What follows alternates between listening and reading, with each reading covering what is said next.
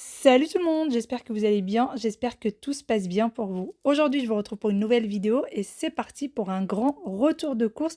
Il me fallait pas mal de petites choses, donc je vais vous montrer tout ce que j'ai pris et je vais vous donner également des petites idées recettes ou en tout cas vous parler de ce que moi j'ai prévu comme recette. Tout d'abord, je vais ranger le surgelé et pour ça, j'ai des pizzas toutes faites. Et oui, j'achète toujours quelques pizzas toutes faites. Quand je suis vraiment en galère, je les sors, je rajoute parfois du thon par-dessus, parfois des merguez, parfois juste des poivrons, etc. Et ça fait bien l'affaire. J'ai également pris des crevettes surgelées. Je prends toujours des crevettes grises puisque à la cuisson, elles sont beaucoup moins secs que les roses qui sont déjà cuites. J'ai pris 2 sachets. Ensuite, j'ai pris également un sachet de calamar. J'ai envie de fruits de mer ces derniers temps. Je ne sais pas encore si je ferai un tagine, une pizza ou autre chose. Vous verrez bien ça avec moi. Je ne sais pas tellement encore. J'ai également pris des moules surgelés. Alors, je prends toujours du surgelé parce que c'est plus facile et surtout quand j'en ai besoin, c'est à portée de main. Et tout ce qui est frais, il faut le consommer de suite. Ensuite, j'ai également pris des brocolis. Alors, les brocolis, c'est surtout pour les enfants et je les fais toujours à la vapeur. Alors, je les retire du sachet initial et je les mets comme ceci dans un sachet qui va au congélateur, tout simplement parce que c'est plus pratique et même quand c'est rangé, je trouve que c'est beaucoup plus visuel que quand c'est dans les sachets d'origine. Je sais qu'il y en a qui ne comprennent pas, mais pour moi, pour mon organisation, je trouve que c'est beaucoup mieux. Une fois que j'ai retiré les brocolis, eh bien, je vais venir ranger les petits pois. Pareil, je retire également et je le mets comme ceci dans les sachets. Alors, je ne change pas toujours les sachets. J'utilise souvent les mêmes ou parfois je les lave carrément et je les mets de côté. Et ensuite, je vais venir les ranger. Donc, c'est dans cet endroit-là où je mets tout ce qui est surgelé. Alors moi, j'ai un congélateur entier et j'ai aussi un réfrigérateur entier. C'est-à-dire que mon réfrigérateur n'est pas divisé en deux. Je n'ai pas un congélateur en bas et un réfrigérateur en haut. On a décidé de faire comme ceci quand on a fait notre cuisine et on trouvait que c'était plus pratique pour une famille de 4. Une fois que j'ai nettoyé le réfrigérateur très vite fait, d'ailleurs juste avec du vinaigre et ma microfibre, je vais venir le ranger. Je commence par ranger les olives qui étaient déjà là. Donc les olives, je ne les ai pas achetées ce jour-là. Je range également le saumon. Alors j'ai l'intention de faire un feuilleté au saumon. Je vous l'ai montré dernièrement, mais je ne vous ai pas montré comment réaliser le feuilleté exactement. Donc je vais vous le montrer très bientôt. Et j'ai également acheté du rouget que vous avez vu juste avant. Je vais faire une tarte au rouget. Ensuite, je range les yaourts. Alors, les enfants et mon mari sont des grands consommateurs de yaourts. Pour ces courses-là, j'en ai eu pour 320 euros, très exactement. Alors, 320 euros, c'est pour justement juste ce que vous voyez. Après, on fait le marché une fois par semaine. Et pour ce qui est de la viande, on l'achète une fois par mois. Et ensuite, on la surgèle. Donc, il n'y a pas que ces 350 euros-là qui sont pour le mois. Il y a aussi le marché plus le poisson, bien sûr. Et comme vous l'avez vu avec moi, j'ai rangé également les pâtes pour les lasagnes, le fromage râpé. Ici, je range aussi tout ce qui est fromage, crème et beurre. Puisque la dernière fois, je vous ai montré le retour de course pour nos 4. Alors, c'est pas tellement pour nos 4, c'est pour nos 5, puisque maintenant, il y a ma belle-sœur avec nous qui est là assez régulièrement. Donc, tout ce que vous voyez là, c'est pour 5 personnes. Pour ce qui est du marché et de la boucherie, je vous dirai à peu près les budgets lorsque je vous montrerai tout ce que nous avons pris. Donc je range tout ce qui est beurre et fromage. Et là, j'ai également tout ce qui est mayonnaise, moutarde, pardon, crème, etc. J'ai également acheté pas mal de pâtes brisées puisque j'ai l'intention de faire pas mal de tartes salées et sucrées également. J'ai aussi pris pour dépanner de la pâte à pizza. J'aime bien la faire maison, mais parfois ça dépanne bien. Et j'ai également pris du saucisson sec comme ceci. Ça, c'est vraiment la petite partie gourmandise.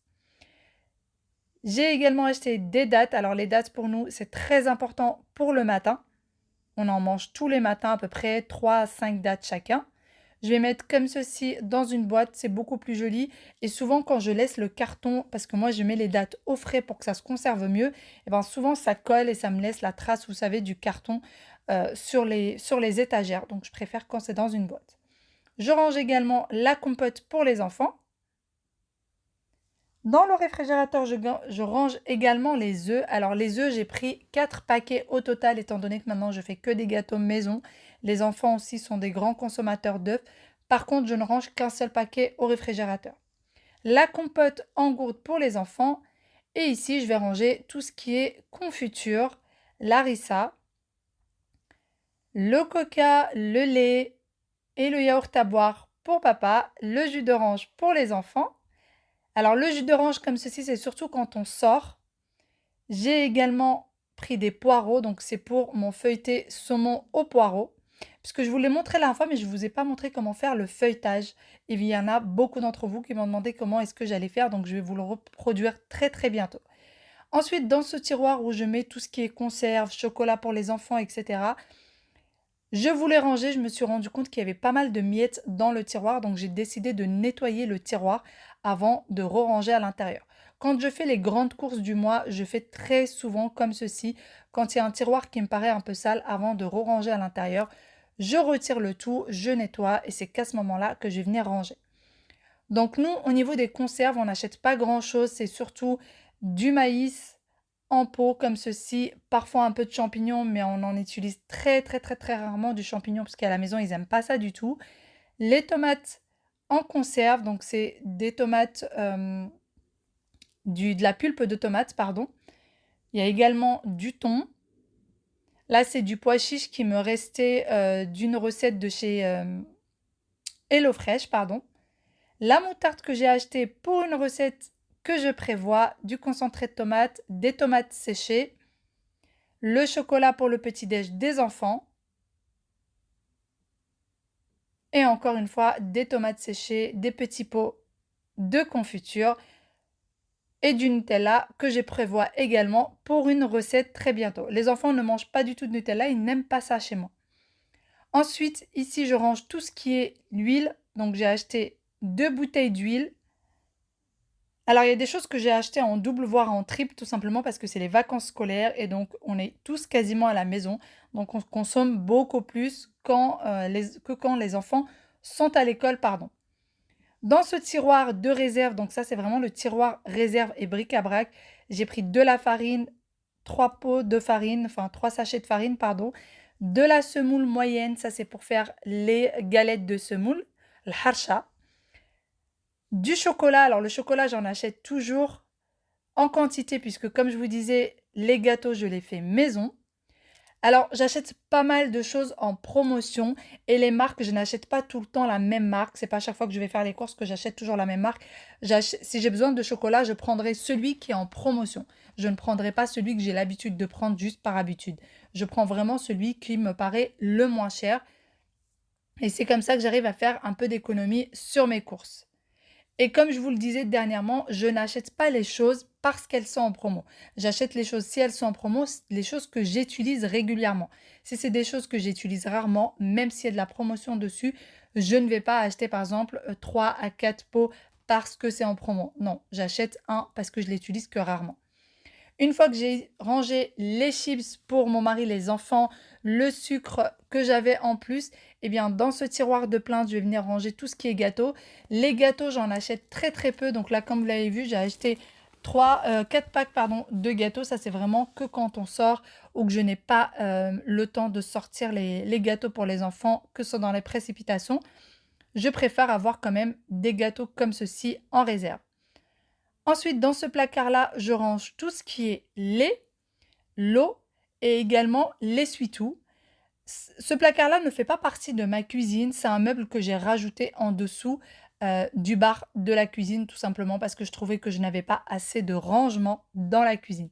Il y en a peut-être que ça va surprendre, mais c'est vrai que j'ai pas de garde-manger et que tout doit être dans la cuisine, que ce soit la nourriture, la vaisselle, etc. Je n'ai pas d'autre endroit pour ranger. Donc j'ai dû rajouter quelques meubles pour que ça m'aide un petit peu et surtout pour réussir à garder bien, la cuisine rangée correctement ou du moins comme je le souhaite. Donc je finis par ranger l'eau, je range également l'essuie-tout. D'ailleurs, j'ai aussi un autre pack de lait et un autre pack d'eau que j'ai rangé tout simplement dans le balcon puisque je n'avais pas assez de place dans la cuisine. Ensuite, je reviens à ce tiroir de réserve.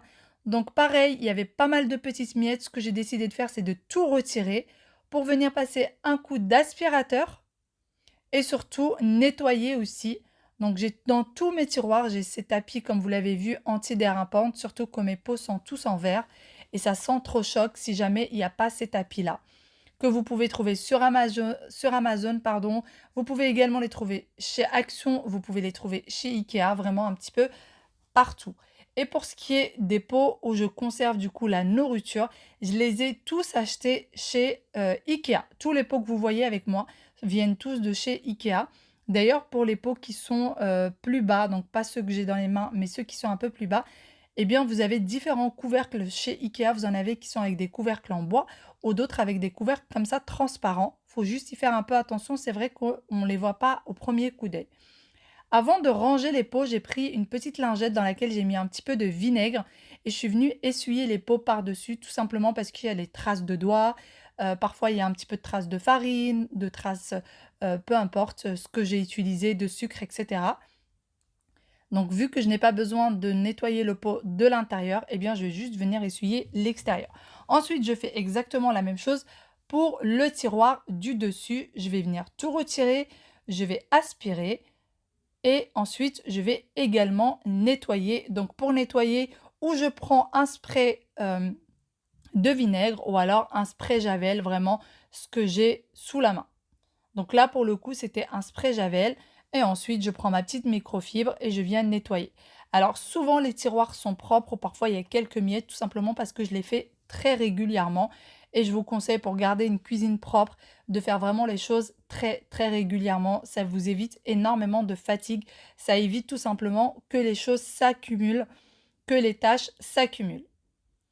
Et ensuite, je vais faire exactement pareil que pour l'autre tiroir. Chaque pot, je vais venir le nettoyer avec une microfibre, un petit peu de vinaigre. Alors, je utilise du vinaigre tout simplement parce que ça désinfecte. Il faut savoir que le vinaigre désinfecte vraiment. Et surtout, il fait briller tout ce qui est vitre, inox, etc. Donc là, je savais très bien que mes petits pots vont briller ensuite et que l'inox aussi. D'ailleurs, les pots avec le couvercle en inox, ceux-là viennent de chez Desenio. Pardon, de chez Zodio. Desenio, c'est la marque pour les cadres. Ça vient de chez Zodio et vous pouvez également les trouver chez Auchan, chez Carrefour, etc. Je les ai déjà vus. Les pots qui sont vides, je vais venir les nettoyer, donc tout simplement avec un petit peu de liquide vaisselle et mon éponge, étant donné que ça ne rentre pas dans le lave-vaisselle. Certains sont beaucoup trop hauts et puis les autres, eh bien, ils bougent pas mal dans le lave-vaisselle. Du coup, ça se nettoie pas très bien. Je préfère les nettoyer à la main. Comme ceci, c'est plus pratique et ça va très très vite. Une fois aussitôt nettoyés, je vais venir les rincer et aussitôt les sécher puisqu'il va falloir que je vienne mettre tout de suite à l'intérieur la nourriture que j'ai achetée tout simplement. Donc c'est parti. Première chose, je vais ranger le sucre. Alors effectivement, il y a du sucre en fond. Faut savoir que le sucre en poudre, j'en ai acheté un autre paquet parce que un seul ne me suffit jamais pour le mois. J'en utilise à peu près un et demi, étant donné que je fais beaucoup de sucre maison. Donc d'ici à peu près 15 jours, le pot sera entièrement terminé et je vais devoir mettre un autre. C'est pour ça que je me permets de rajouter le nouveau sucre par-dessus l'ancien. J'ai également pris de la semoule d'orge, pardon. Donc ça, c'est pour faire de la soupe à la semoule d'orge. J'ai également de la verveine. Moi, je suis une très très grande fan de tisane et j'aime beaucoup la verveine. Je la mélange parfois avec la menthe ou souvent je prends de la verveine toute seule avec un petit peu d'eau chaude tout simplement pour faire les tisanes. Et en règle générale, la verveine, je n'ai pas besoin de rajouter du sucre. Étonnamment, alors que quand je fais mon thé normal, je rajoute le sucre, mais la verveine, je trouve que elle a déjà un espèce de petit goût sucré. Ensuite, des pois cassés. C'est pour faire de la purée de pois cassés entre la soupe et la purée, comme je vous disais. 2 pois cassés. Et ça, c'est pareil. J'en ai pris un deuxième paquet que j'ai rangé dans ma réserve, puisque les pois cassés, on en utilise énormément. Donc, en même pas 15 jours, le pot sera déjà terminé. Il va falloir que je vienne le re-remplir. Pour ceux qui ont l'habitude de me suivre, vous voyez souvent durant le mois que je viens re-remplir les pots qui se sont vidés entre-temps. J'ai également les pois chiches. Alors ces pois chiches-là sont là pour le moment et ensuite je vais venir les mettre dans de l'eau quand j'en aurai plus dans le congélateur, les laisser poser une nuit et ensuite les mettre dans des sachets de congélation et direction le congélateur quand j'en aurai besoin pour des soupes ou autres.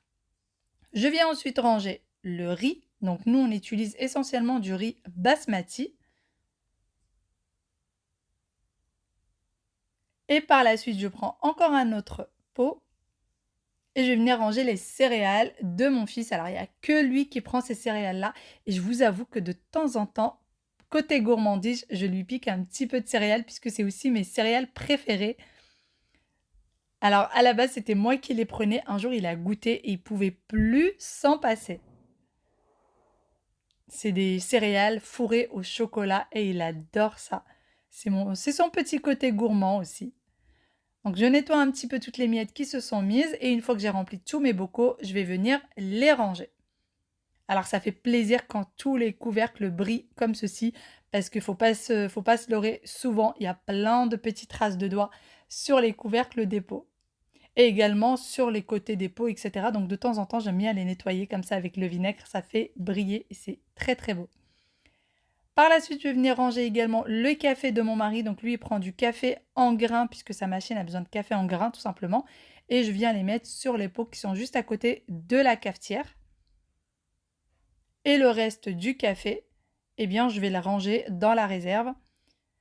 Ensuite, je vais ranger également le sucre. Alors, je m'étais trompée et j'ai pris 3 ou 4 paquets de sucre et je me suis complètement trompée. J'ai pris la moitié des paquets sucre blanc alors que je m'étais habituée à prendre du sucre roux. C'est pas bien grave.